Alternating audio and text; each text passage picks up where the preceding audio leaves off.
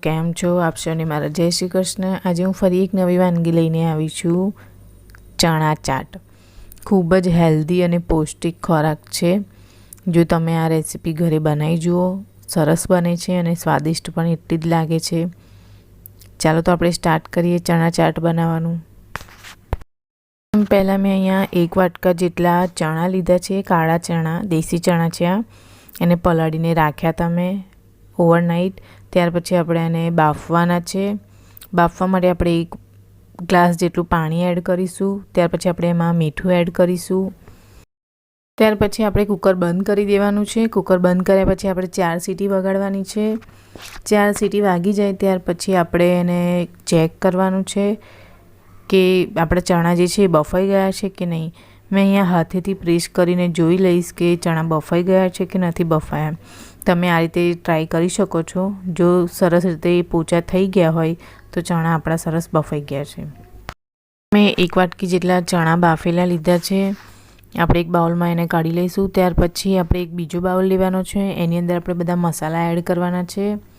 સૌપ્રથમ પહેલાં આપણે લાલ મરચું એડ કરીશું। 1 ચમચી મેં અહીંયા લાલ મરચું લીધું છે। ત્યાર પછી આપણે એડ કરવાનું છે હળદર પાવડર એડ કરવાનો છે। અડધી ચમચી જેટલો હળદર પાવડર એડ કરીશું। ત્યાર પછી અહીંયા આપણે ગરમ મસાલો એડ કરવાનો છે અડધી ચમચી જેટલો। ધાણા પાવડર આપણે 1 ચમચી એડ કરવાનો છે। 1 ચમચી જેટલું મીઠું લઈ લઈશું। મીઠું સ્વાદ અનુસાર લેવાનું છે। આ બધું આપણે બરાબર મિક્સ કર્યા બાદ આપણે અહીંયા 1 ચમચી જેટલો આમચૂર પાવડર લેવાનો છે। એ ઓપ્શનલ છે, પણ જો તમે એડ કરશો તો ખૂબ જ સરસ સ્વાદ।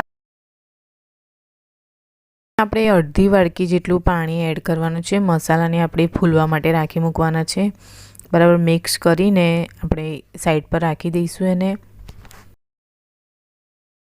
ચાલો તો આપણે ચણા ચાટને ફ્રાય કરી લઈએ। ચણા ચાટ ફ્રાય કરવા માટે મેં એક પેન લીધું છે। એની અંદર મેં 2 થી 3 ચમચી જેટલું તેલ નાખ્યું છે। તેલ તમે કોઈ પણ યુઝ કરી શકો છો। મેં અહીંયા સૂર્યમુખીનું તેલ યુઝ કર્યું છે। ત્યાર પછી આપણે 1 ચમચી જેટલું જીરું અહીંયા એડ કરીશું। જીરું બરાબર શેકાઈ જાય ત્યાર પછી આપણે જે મીઠો લીમડો આવે છે એ મીઠા લીમડાના પાન આપણે એડ કરવાના છે। મેં અહીંયા 10 એક પત્તા જેટલા એડ કરેલા છે। તમે વધારે ઓછા કરી શકો છો। 1 ચમચી આદુ લસણ મરચાંની પેસ્ટ આપણે એડ કરી લેવાની છે। મસાલો મિક્સ કરીશું અંદર। આ મસાલો મિક્સ કર્યા પછી આપણે બરાબર મિક્સ કરવાનું છે, ફેરવવાનું છે એને। ત્યાર પછી આપણે જે ચણા બાફેલા રાખ્યા છે એ આપણે 1 વાટકી લઈ લઈશું। ચણા 1 વાટકી એડ કરીશું અને બરાબર શેકવાના છે આપણે ચણાને, જેથી કરીને આપણા ચણા મોરા ના લાગે। જે મસાલો અને ચણા છે એ બધું મિક્સ થઈ જાય। ત્યારબાદ આપણે અડધી વાટકી જેટલું પાણી અહીંયા એડ કરીશું। બરાબર મિક્સ કરવાનું છે। પાણી એડ કર્યા પછી તમે જોઈ શકો છો કેવા સરસ મજાના આપણા ચણા ચાટ રેડી થઈ રહ્યા છે। હવે આને 5 મિનિટ સુધી આપણે થોડું શેકાવા માટે રાખવાના છે ઢાંકીને। પછી આપણે ઓપન કરીને જોઈશું તો સરસ મજાના ચણા ચાટ રેડી થઈ ચૂક્યા છે। 1 ચમચી જેટલી ઝીણી ડુંગળી એડ કરવાની છે કટ કરીને, અને આપણે 1 ચમચી જેટલા ટામેટાં લઈ લઈશું, એ એડ કરીશું। ત્યાર પછી આપણે 1 ચમચી જેટલું ધાણા, જે લીલા ધાણા આવે છે એ મેં વોશ કરીને રાખ્યા છે, એ એડ કરી લઈશું। કટ કરીને એડ કરવાના છે। ત્યાર પછી આ બધું આપણે બરાબર મિક્સ કરી લેવાનું છે। ચાટ રેડી થઈ ચૂક્યા છે। મેં અહીંયા એને લાલ મરચું અને લીલા મરચાંથી સજાયા છે અને એક બાઉલમાં ચણા કાઢી લીધા છે।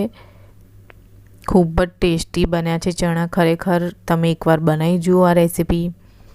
ચણા ચાટ રેસીપી બનાવશો તો ખરેખર કહું છું કે બહારની ચણા ચાટ રેસીપી ભૂલી જ જશો, અને ઘરે તમે આ રીતે ટ્રાય કરો। ખરેખર ખૂબ જ ટેસ્ટી બની છે। તમારા બાળકોથી લઈને ઘરના બધા જ સદસ્યોને ખૂબ જ ટેસ્ટી લાગશે। આ ચણા ચાટ રેસીપી પસંદ આવી હોય તો મારી ચેનલને લાઇક કરો, શેર કરો અને સબસ્ક્રાઈબ કરવાનું ભૂલશો નહીં।